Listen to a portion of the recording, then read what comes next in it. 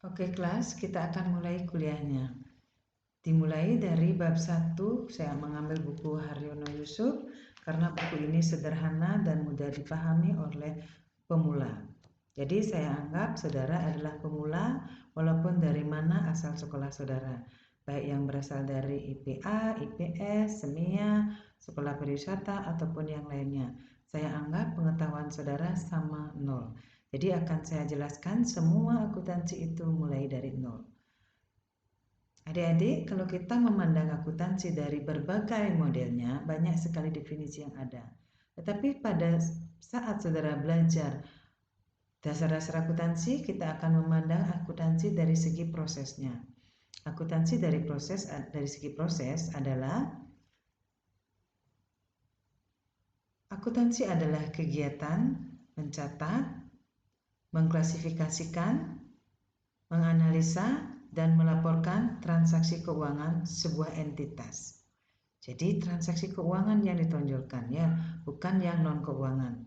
Yang non-keuangan mungkin itu diambil oleh ranah administrasi.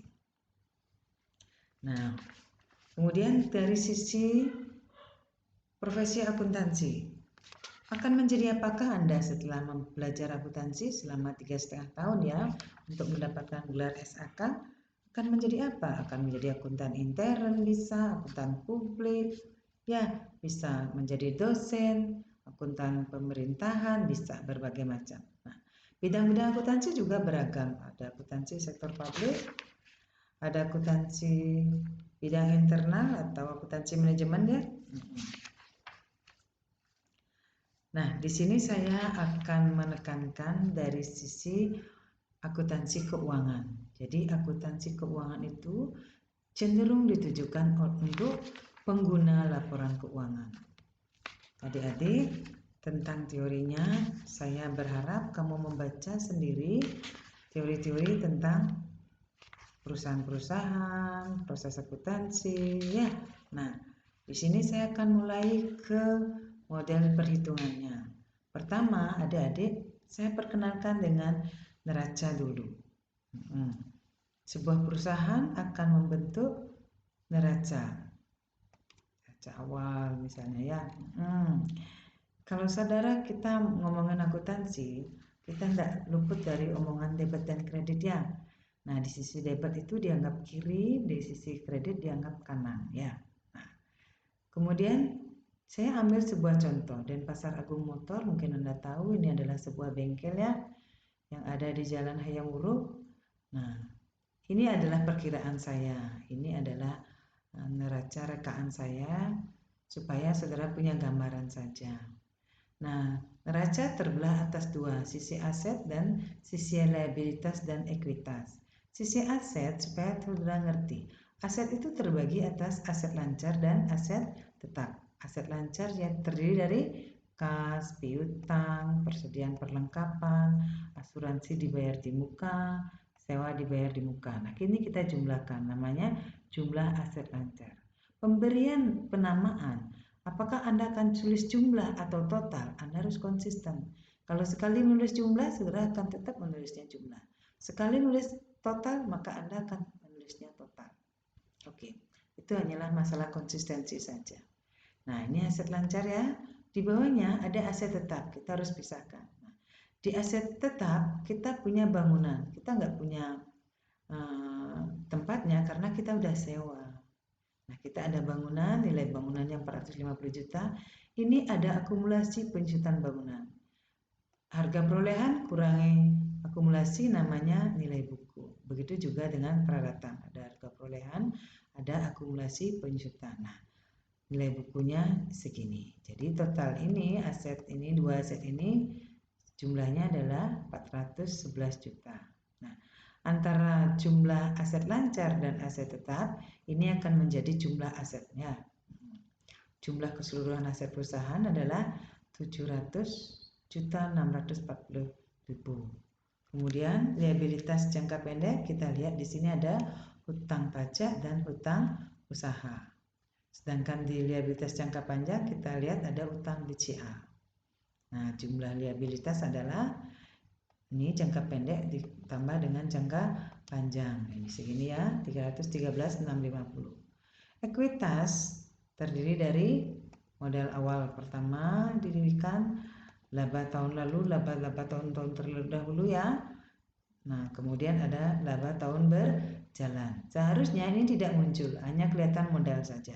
Sengaja saya breakdown supaya Anda tahu bahwa komponennya terdiri dari modal awal, modal tahun lalu, dan laba tahun berjalan. Nah, ini deh gambaran sebuah neraca supaya nanti pada saat kita ngomongin di mana akun real dan akun nominal, nah ini yang dinamakan akun real ya. Akun real itu letaknya di neraca ya. Akun-akun ini akan selalu ada sepanjang hidupnya perusahaan. Nah, kemudian saya akan perkenalkan ke saudara akun nominal, yaitu akun-akun yang ada di laporan laba rugi ya. Nah, kalau membuat neraca, saudara kita menggunakan satu tanggal per 31 Desember 2020. Nah, kenapa per? Artinya neraca ini berlaku sehari, yaitu kas itu posisinya pada tanggal 31 Desember 2020 12.340.000. Itu posisinya pada tanggal 31 Desember. Biasanya tanggal 1 atau tanggal 2 dibuka, tanggal 1 yang libur soalnya ya. Tanggal 2 apakah sama uangnya? Mungkin nggak sama. Ngapain? Mungkin kita bayar utang pajak, ada bayar utang usaha, piutangnya mungkin bertambah. Udah ada konsumen kita, debitur kita yang udah bayar piutang. Jadi ini bisa bertambah dan bisa berkurang ya. Jadi per 31 Desember ini posisinya. Jadi bukan per tanggal lain ya. Jadi neraca itu berlaku hanya untuk satu hari saja. Nah, sedangkan di laporan laba rugi kita akan melihatnya menggunakan periode. Ini adalah matching antara pendapatan dengan biaya satu periode ini. Jadi kumpulkan pendapatan dari Januari 2020 sampai dengan Desember 2020, inilah jumlahnya. Pendapatannya setahun segini, biaya-biayanya setahun segini. Jadi mendapatkan laba operasi. Nah, ini namanya akun nominal. Dia hanya muncul setahun setelah membuat laporan keuangan. Akun ini akan ditutup dengan jurnal penutup, maka hilang dia dan muncul lagi angka yang baru. Itu ya. Selalu memunculkan angka yang baru dan ini dinolkan oleh jurnal penutup nanti. Semua angka ini menjadi nol oleh jurnal penutup. Lalu di awal periode nanti akan muncul angka yang baru. Seperti itu ya. Nah, pada bab ini, setelah saudara mengenal neraca dan laba rugi, akun real dan akun nominal, saya akan memperkenalkan saudara tentang pengaruh dari sebuah transaksi. Untuk kali pertama saudara belajar akuntansi, saya akan membiarkan saja bahwa aset itu adalah terdiri dari beberapa yang saudara tahu tadi ya. Saya ambil beberapa contoh saja. Dari kas, piutang, peralatan. Kemudian liabilitas dan ekuitas, saya ambil liabilitasnya utang usaha, ekuitasnya modal Tuan Ambara. Saya membiarkan modal ini tidak dibantu dengan pendapatan dan biaya-biaya. Karena di kali pertama belajar, saudara harus mempunyai konsep bahwa setiap pendapatan akan menambah modal dan setiap biaya akan mengurangi modal. Itu tujuannya pertama. Setelah itu, pikiran saudara akan terbuka. Oh, ternyata modal itu harus dibantu dengan rekening pendapatan dan rekening biaya-biaya. Oke, kali pertama ya, kita belajar analisa transaksi. Misalnya, pada bulan Oktober ini, 1 bulan 10 tahun 2021 ya. Jangan Oktober ya, 1 bulan 8 tahun 2021. Nah, ini transaksinya adalah penyetoran modal pemilik. Penyetoran modal pemilik. Penyetoran modal pemilik. Jumlahnya misalnya 10 juta, maka kasnya akan bertambah. Saya bawa ke model Word ini ya. Kasnya akan bertambah 10 juta. Dan modal juga bertambah 10 juta. Saya tidak menggunakan fungsi Excel ya, saya menggunakan fungsi Word karena saya menulis huruf bertambah. 10 juta. Oke. Supaya sudah ngerti pertambahan dan pengurangannya ya. Misalnya tanggal 2 bulan 8 tahun 2021. Nah, perusahaan membeli peralatan secara tunai. Nah, membeli peralatan secara tunai, maka peralatannya bertambah 2 juta misalnya, dan kasnya berkurang.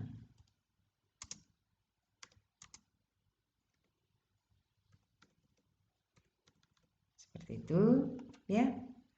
Nah, apa yang dibeli? Peralatan secara tunai. Kalau tunai itu kas. Nah, kemudian masih perlu lagi ya, tanggal 3 bulan 8. Nah, masih perlu lagi perusahaan membeli peralatan secara kredit, ngebon ini ya. Kalau ngebon berarti hutang ya. Nah, peralatan apa yang bertambah? Peralatan. Misalnya seharga 5 juta. Kasihan tuh uangnya dipakai nanti buat modal dulu ya. Kalau masih bisa ngebon nih, perusahaan ngebon dulu. Hutang bertambah. Nah, oke. Setelah punya peralatan, maka perusahaan beroperasi, lalu memunculkan pendapatan ya. Seminggu operasi perusahaan, penghasilan operasi perusahaan ya.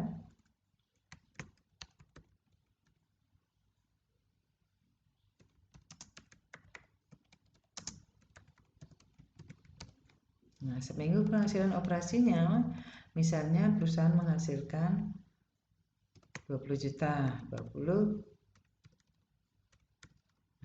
juta ya dalam seminggu.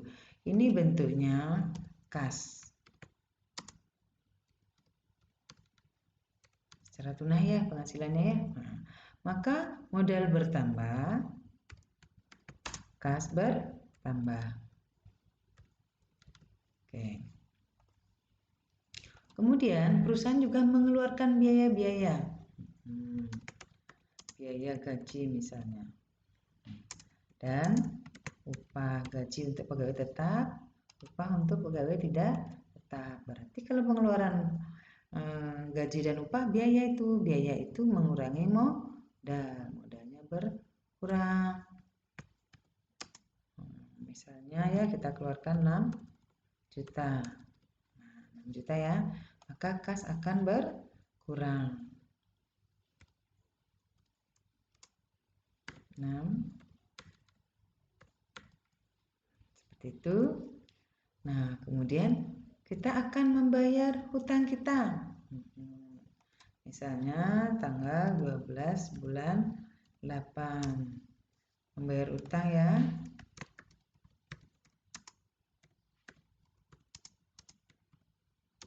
Membayar utang usaha. Nah, kita bayar dulu setengahnya ya. Utang kita akan berkurang 2.500.000. Kas juga akan berkurang 2.500.000. Nah, sekarang ada pelanggan kita ya, yang mengambil servis tetapi belum dibayar. Penghasilan servis yang terutang.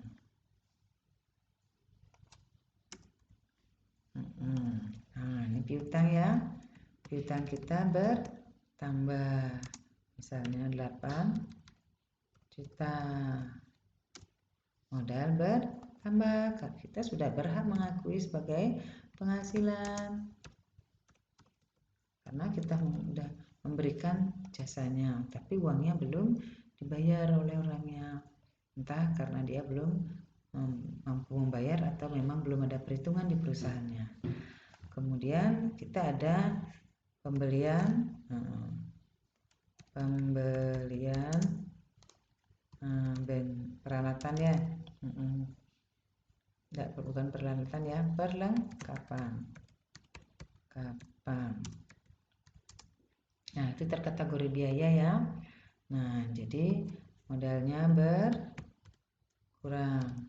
Ini seharga 2 juta. Nah, kasnya juga berkurang seharga 2 juta. Nah, seandainya pemilik perusahaan mengambil uang perusahaan secara pribadi, privé ya. Nah, ini misalnya pada tanggal 18 bulan 8 ya. Ambil privé akan mengurangi modal ya, 3 juta misalnya. Privé akan mengurangi modal. Jadi apa bentuknya yang diambil? Kas. Kas berkurang 3 juta seperti itu. Nah, kalau kita selesaikan hanya sampai di sini, maka kita akan mencari pembelannya ya, pembelannya. Kas kita berapa? Kas kita adalah sama dengan 10 juta di pertama ya, kurangi 2 juta, tambah 20 juta, kurangi 6 juta, kurangi 2.500.000, kurangi 2 juta, kurangi 3 juta. Kas kita 14.500. Nah, piutang kita jumlahnya 8 juta. Ya. Kemudian peralatan nilainya 7 juta.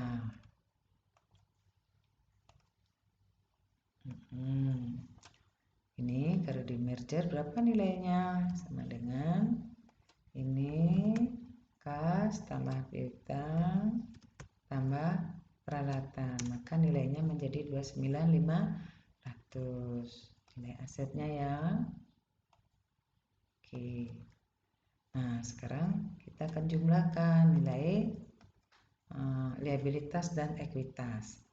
Utang kita, liabilitas ya, utang usaha kita ada 7 juta, 5 juta dikurangi 2.500.000 masih 2.500.000. Oke, masih 2.500.000. Kemudian ini modal kita adalah sama dengan 10 juta tambah 20 kurangi 6 juta tambah 8 juta kurangi 2 juta kurangi 3 juta sama dengan 27 juta ya. Jadi ini dijumlahkan sama dengan hutang plus ekuitas, jadi 29.500 sama ada jumlahnya ya. Nah, seperti ini analisa transaksinya. Untuk kali pertama saudara belajar akuntansi untuk mempertajam saja ya, mempertajam saja tentang perubahan penambahan di aset, liabilitas dan ekuitas. Jadi masing-masing ini bertambah. Belum saudara mengenal debit dan kredit, sebelum mengenal debit dan kredit. Nah, setelah itu, setelah saudara memahami tentang penambahan dan pengurangan ini, saya ajak masuk saudara ke wilayah debit dan kredit. Oke ya, ke wilayah debit dan kredit.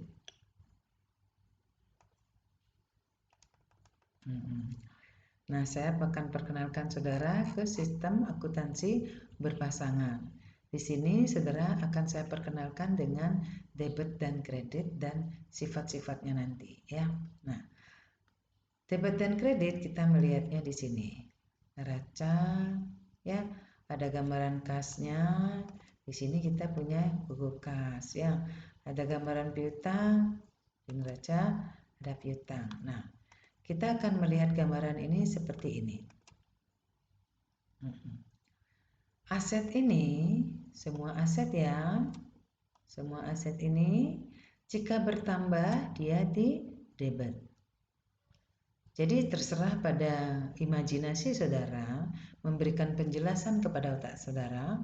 Kalau menurut saya debit itu menyenangkan. Contohnya kas itu, kalau kas bertambah senang nggak kita?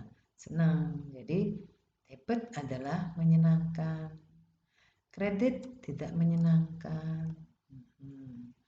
Kredit bertambah apa? Bertambah hutang, bertambah, kan pusing kita, tidak menyenangkan.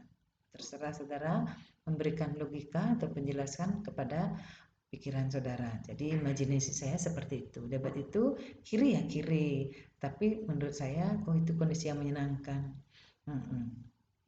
Nah, di aset itu apabila didebetkan, ya, kas apabila dia didebet itu bertambah artinya menyenangkan. Apabila dikredit berkurang, dia dikredit ya tidak menyenangkan, berkurang dong kasnya, ya. Jadi semua jenis aset, kas, piutang dan sebagainya, jika bertambah dia didebet, jika berkurang dikredit.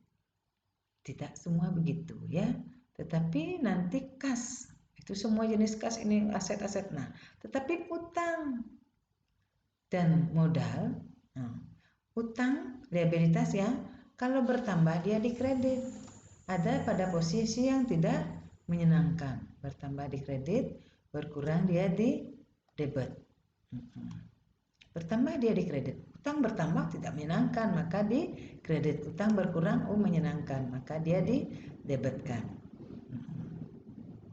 Modal juga seperti itu, kalau bertambah dia di kredit, kalau berkurang didebetkan. Kenapa dikreditkan? Karena dia posisinya sama. Modal itu posisinya sama dengan utang, cuma ini utang itu utang kepada pihak luar. Kalau modal itu utang kepada pemilik, utang perusahaan kepada pemilik. Jadi kalau modalnya ditambahkan, kewajiban kita sebagai manajemen perusahaan juga akan bertambah. Nah, privé adalah lawannya modal ya. Pendapatan juga adalah rekening pembantu modal, dia sama sifatnya dengan modal. Jadi bertambahnya di kredit, berkurangnya di debit. Tetapi biasanya pendapatan punya sifat yang saklek, sekali di kredit dia tetap kredit, tidak mau didebitkan. Nah, tetapi kalau biaya, saya menggunakan istilah biaya di sini bukan beban. Kadang-kadang saya berbicara itu beban biaya, tapi saya tulis beban karena di buku beban supaya tidak memusingkan saudara. Nah, tetapi sesungguhnya kalau beban itu mempunyai makna yang berbeda. Bisa juga beban pikiran, beban mental. Tapi kalau biaya dia sudah berkonotasi rupiah. Nah, jadi kalau biaya itu bertambahnya di debit, berkurangnya di kredit. Tetapi pada umumnya biaya hanya didebitkan saja. Jarang biaya ada yang dikreditkan kecuali oleh sebuah adjustment, ya. Oke. Jadi yang punya sifat normal itu hanyalah aset dan biaya. Artinya bertambah di debit, berkurang di kredit. Yang lainnya, hutang, modal, dan pendapatan itu mempunyai sifat kebalikan. Bertambahnya di kredit, berkurangnya di debit. Itu yang harus saudara pahami. Saya akan ajak saudara untuk melihat perubahan sebuah akun ya. Saya ajak saudara melihat di mana akun itu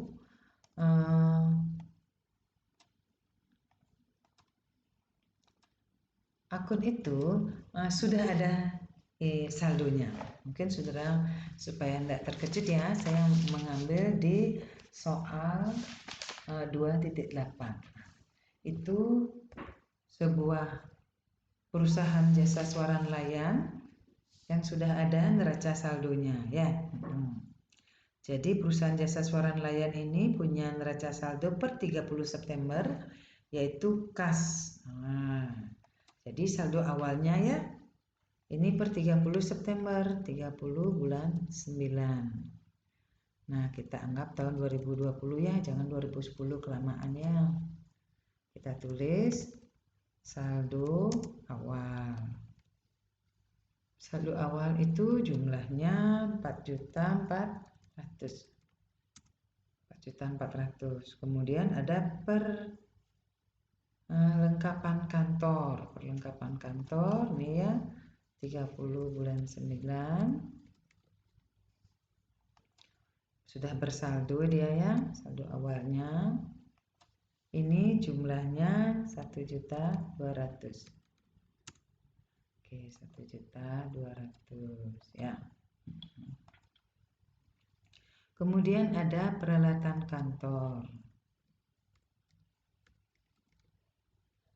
Saldonya adalah 35 juta.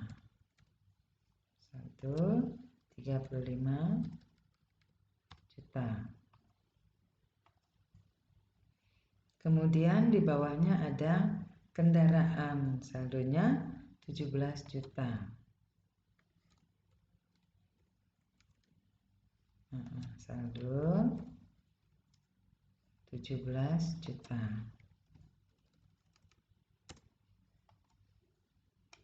Oke, dapat ya, karena dia aset. Utang usaha ya. Kita kembalikan dulu ya, utang usaha tanggal 30 bulan 9 tahun 2020. Saldo kita adalah sebesar 13.600.000. 13.600.000. Kemudian ada modal Tuan Haryadi. Tanggal 30 bulan 9 tahun 2020 ya, saldo awal. Nah, saldo awalnya itu 44 juta. Nah, ini jumlahnya berapa? Coba kita jumlahkan ya. Tambah kreditnya ya. Ini jumlahnya 57. Apakah debitnya sama dengan 57? Sama dengan ini plus kan ya, skip. Debitnya ya sama dengan kendaraan plus peralatan plus perlengkapan plus kas ya, sama-sama 57.600. Jadi kita sudah memulai dengan neraca yang balance. Kalau memulainya tidak balance, maka juga kita akan tidak mendapatkan hasil yang balance nantinya. Itu akan menyusahkan ya. Kita lihat ya sama-sama analisa transaksinya. Tanggal 3 Oktober dibayar beban sewa kantor sebesar 400.000. Beban sewa. Maka kita akan cari akun beban sewa. Beban sewa ya. Kita isi tanggalnya 3 Oktober. 3 bulan 10 tahun 2020. Keterangannya adalah kas. Kita membayarnya dengan kas. Oke, sorry. Sana ya. Beban sewa. Keterangannya kas karena kita membayarnya dengan kas. Saya belum isi referensi karena ini adalah halaman jurnal. Saudara belum belajar jurnal, maka saya belum mengisinya. Nanti setelah belajar jurnal baru saya isi. 400.000. Nah, beban sewa di debit ya. Kemudian di kreditnya kas. Kasnya dikredit pada tanggal yang sama. 3 bulan 10 tahun 2020. Keterangannya beban sewa. Jadi terbalik ya. Di kas kita tulis beban sewa, di beban sewa kita tulis kas. Itu lebih aman ya. Juga lebih informatif. Sebenarnya tidak ada keterangan yang baku. Tidak ada harus baku, harus seperti ini, enggak. Tetapi itu harus informatif, memberi informasi. Oh, ini ada pengeluaran kas 400.000 itu apa ya? Kalau kamu tulis kas itu nggak informatif untuk kas, kan nggak ada gunanya ya. Oh, itu untuk bayar beban sewa, gitu ya. Tolong pahami dengan baik. bahwa di akun kas keterangannya tidak boleh sama dengan nama akunnya karena itu tidak informatif. Akan lebih informatif kalau diisi dengan lawan transaksinya. Beban sewa, ya. Di sini di beban sewa kita tulis kas. Oke ya, kita lanjut. Dibeli perlengkapan kantor seharga 200.000. Dibeli perlengkapan kantor. Nah, ini tanggal 5 perlengkapan kantor tanggal 5 bulan 10 tahun 2020.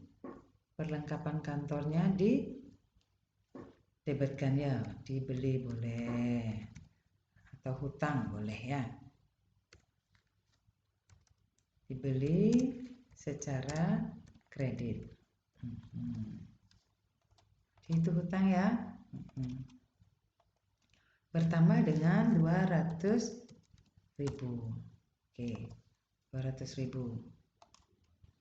Nah, kemudian peralatan juga dibeli pada tanggal yang sama ya, 5 bulan 10 tahun 2020. Nah, dibeli secara kredit. Ya, dibeli secara kredit seharga 600.000 ya. Jadi peralatannya juga bertambah seharga 600.000 karena secara kredit itu hutang ya. Berarti hutang kita bertambah, hutang usaha bertambah tanggal 5 bulan 10 tahun 2020. Hutang kita bertambah karena pembelian peralatan, supaya mengingat ya, bertambah dengan 800.000, yaitu penjumlahan antara 200.000 dengan 600.000. Kemudian tanggal 6 dibayar beban iklan. Beban iklan kita cari di sini, beban iklan. Pada tanggal 6 bulan 10 tahun 2020. Kita bayar beban iklan secara tunai, ya kalau tidak ada keterangan berarti itu kas ya. Dibayar beban iklan sebesar 100.000 ya. 100.000. Oke. Kita tulis beban iklan dengan keterangan kas debitnya ya 100.000. Secara tunai berarti kas dikreditkan ya. Tanggal 6 bulan 10 tahun 2020. Di sini kita tulis beban iklan ya. Nilainya adalah 100.000.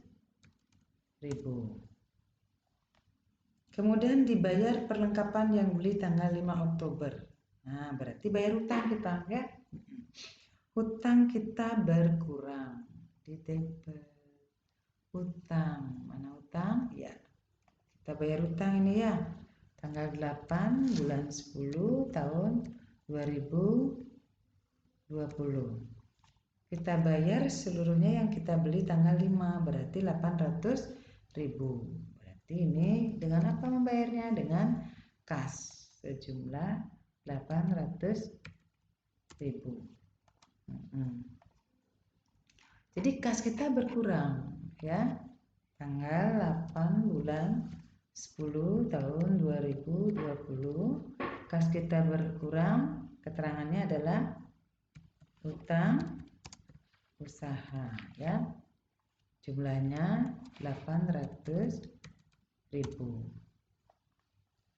Kemudian diterima pendapatan jasa. Kalau diterima, kata-kata diterima menyebabkan kas bertambah. Tanggal 10 bulan 10 tahun 2020. Ini berasal dari pendapatan. Maka pendapatan kita bertambah ya, ini kas kita. Kas masuk sejumlah 800.000. Kas bertambah melalui penghasilan pendapatan. Ada yang didebet kasnya, ada yang dikredit apa? Pendapatannya.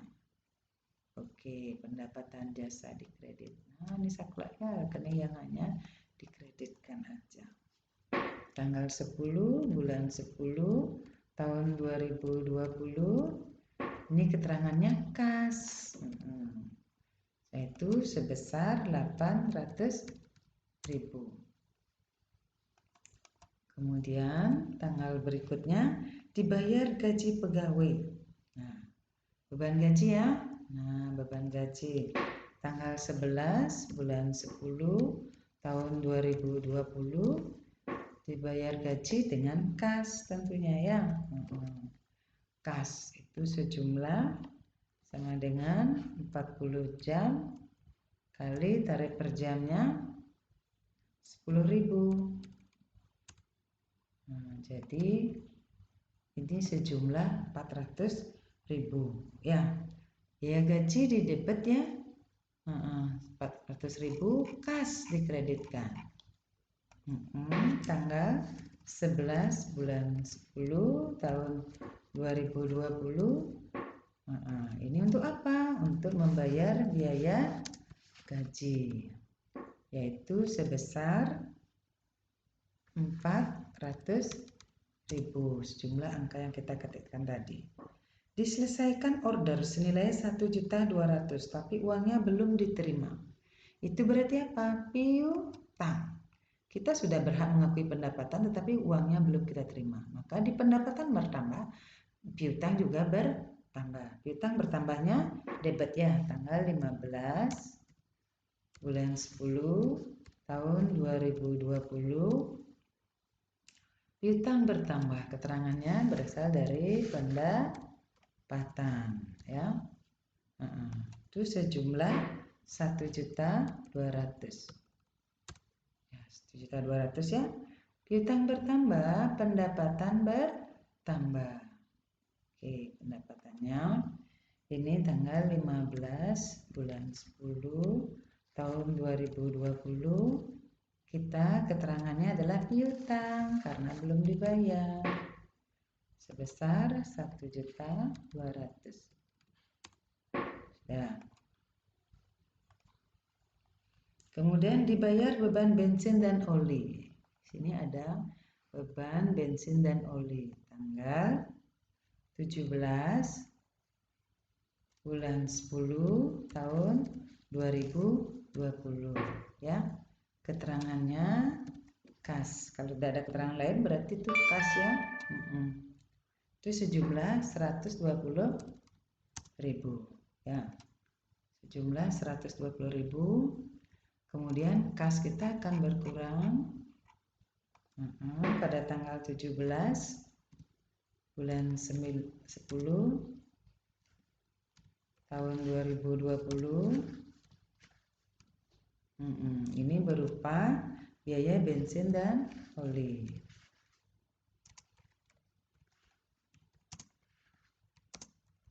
Oli ya. Itu sejumlah 120.000. Oke. Nah, ini diterima cek dari pelanggan untuk pembayaran order tanggal 15. Berarti itu menerima piutang kita. Kas kita bertambah, cek itu sama dengan kas. Ya. Cek sama dengan kas ya. Berarti kita menerima piutang. Atas transaksi tanggal 15 berarti 1.200.000. Pendapatan tidak bertambah lagi karena itu hanya transaksi piutang aja ya. Nah, piutang yang berkurang yaitu tanggal 20 bulan 10 tahun 2020 kita terima dalam bentuk kas yaitu 1.200.000.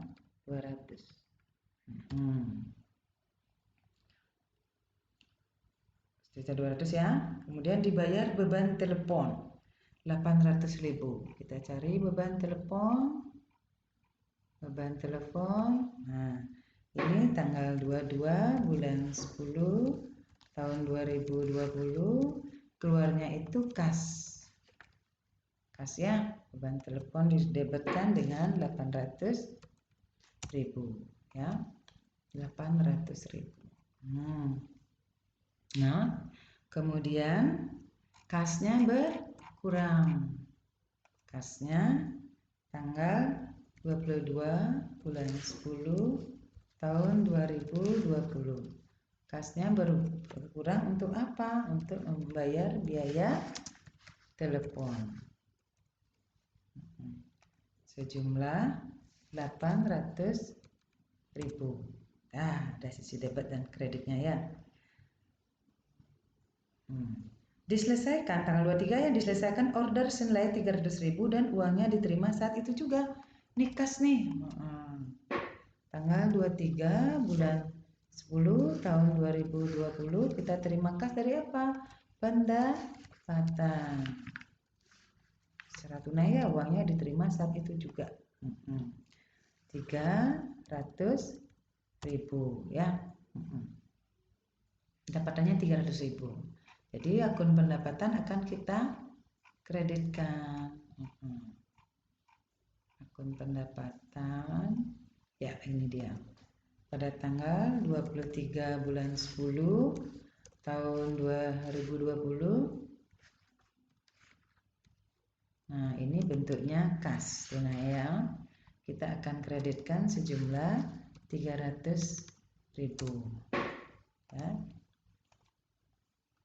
Kemudian dibayar cicilan utang. Nah, berarti utang kita berkurang. Nah, debitkan tanggal 24 bulan 10 tahun 2020. Cicilan kita berarti itu kita bayar dengan kas ya, utang kita bayar dengan kas sejumlah 800.000. Cicilan yang mana? Ini loh, kita punya cicilan 13.600.000, kita baru punya uang 800, ya segini aja bayar dulu ya. Lalu kas kita berkurang untuk apa? Tanggal 24 bulan 10 tahun 2020. Untuk apa ini? Untuk membayar utang usaha ya, yaitu sebesar 800.000. Sudah. Kemudian tanggal 25 dibayar gaji. Oke, dibayar gaji, kita ambil biaya gaji 25 bulan 10 tahun 2020 ya. Jadi kita bayar per kas ya. Kas yaitu sebesar 400.000 juga ya, sama ya. Ya, tarifnya sama. 40 kali 10.000 ya. Kas kita juga berkurang ya. Tanggal 25 bulan 10 tahun 2020. Jadi keterangannya biaya gaji. Oke, sebesar 400.000 ya. Kemudian dibayar beban bensin dan oli. Beban bensin dan oli pada tanggal 27 bulan 10 tahun 2020. Bensin dan oli itu keluarnya berupa kas sebesar 100.000 ya. Ini kemudian kas kita akan berkurang tanggal 27 bulan 10 tahun 2020, yaitu untuk biaya bensin dan oli. Nah, sejumlah 100.000. Tuan Haryadi mengambil uang perusahaan untuk keperluan pribadi, privé ya, modal. Nah, ini privé, tanggal 29 bulan 10 tahun 2020. Ini privé, ngambilnya per kas sejumlah 1.200.000. Oke, 1.200.000. Jadi kas kita berkurang ya, nanti berkurang ya sebesar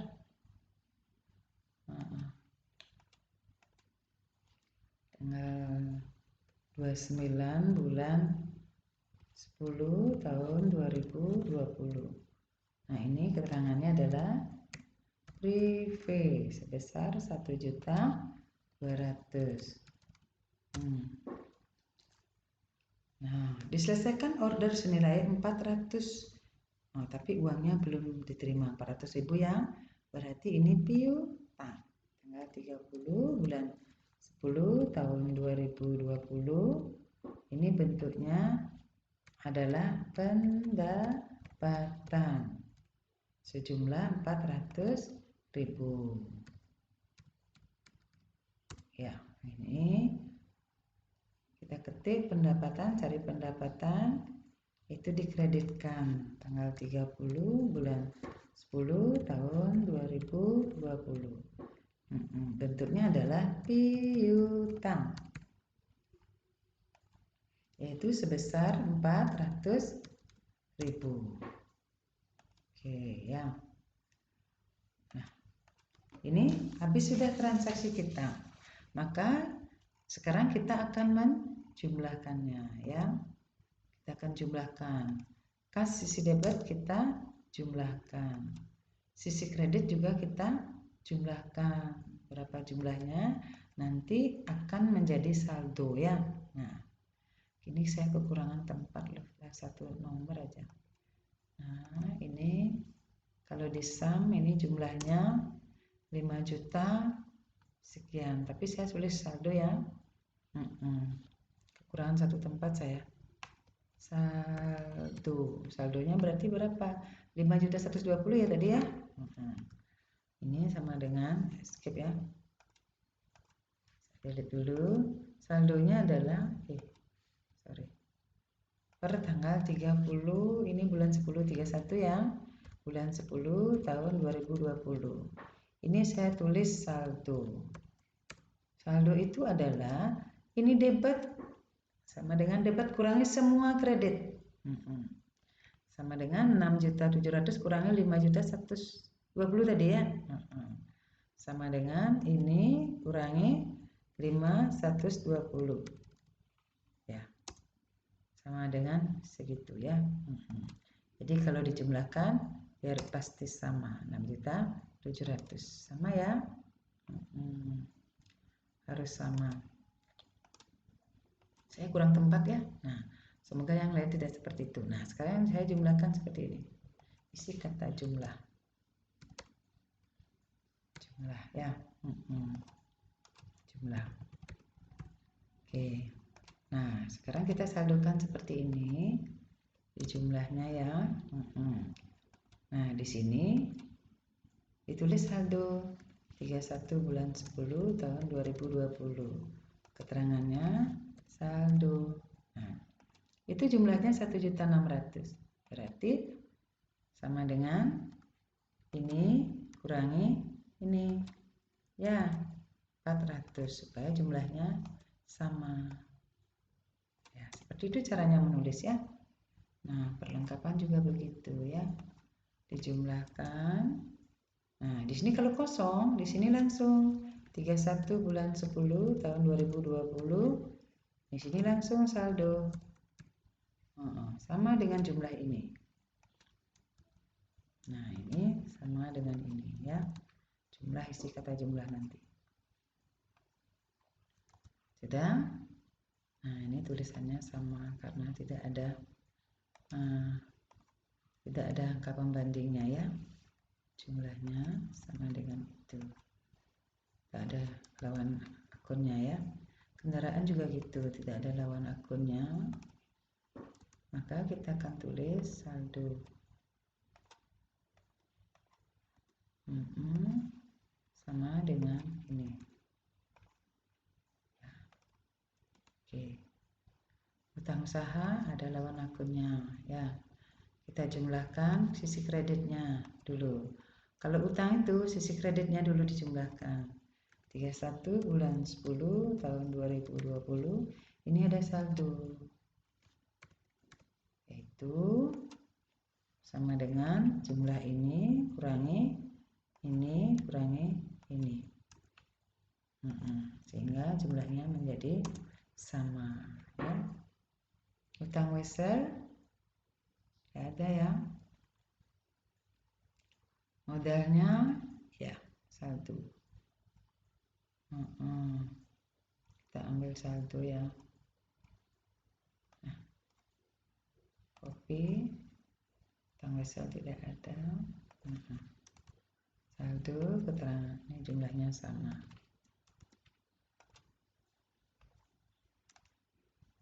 Ini jumlahnya sama. Privé juga hanya satu jumlah aja ya. Kita ambil keterangan saldonya.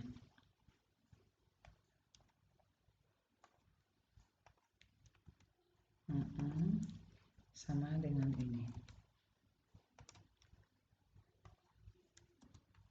Dan pendapatan hanya ada sisi kredit saja, maka sisi debitnya adalah saldo.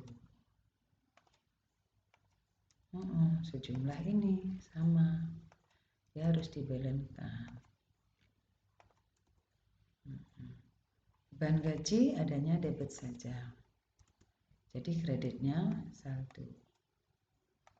Harus dibuat begitu, sama dengan sejumlah angka debit. Beban sewa juga seperti itu. Kreditnya adalah saldo aja.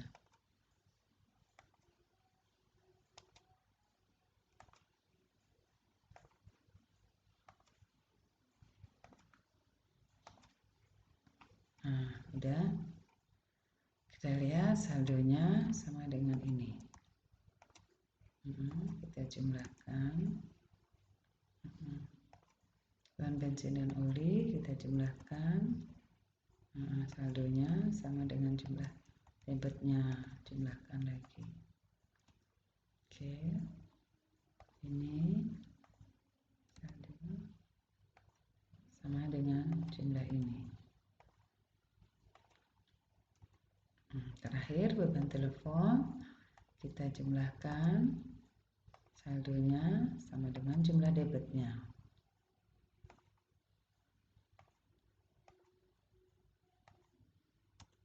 Oke. Entah apa ikut mereka ya. Nah, jadi saudara harus menuliskan kata jumlah. Menuliskan kata jumlah yang di sisi kanan dan kiri debit dan kreditnya harus diisi kata jumlah paling bawah itu. Tidak boleh malas menulis ya. Tidak boleh malas menulis. Tulisannya harus rapi. Harus berisi kata jumlah, harus berisi kata saldo. Tidak ada cara lain kecuali saudara belajar membuat ini dengan menyenangkan. Oke.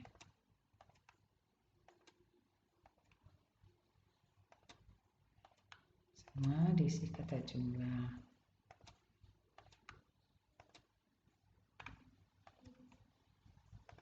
Setelah itu langkah terakhir kita adalah menyusun neraca saldo.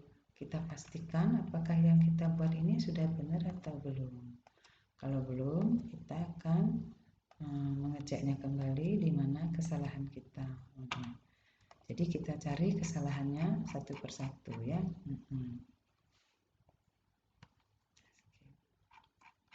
Kita akan cari jumlah kasnya. Kasnya itu bersaldo debit, tapi letaknya di kredit ya. Gak apa-apa. Piutang usaha saldonya berapa? Piutang usaha saldonya 400. Kemudian perlengkapan saldonya berapa? Perlengkapan saldo 14. Peralatan saldonya berapa? Peralatan saldonya 35.600. Kendaraan saldonya berapa? 17 juta. Ini ambil saldo-saldonya aja. Utang usaha saldonya berapa? Utang usaha saldo ini. Kemudian utang wesel tidak ada. Yang Sebentar lagi. Modal Tuan Haryadi saldonya berapa? Modal Tuan Haryadi, modal saldonya 44, modal ini di kredit delete, utang saha juga di kredit delete ya. Utang saha kita cari saldonya perlengkapan. Utang saha ini saldonya ini ada. Utang besar nggak ada. Modal Haryadi saldonya kita cari.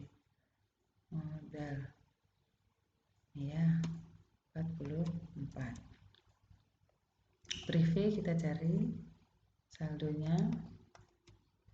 Prive saldonya 1.200.000.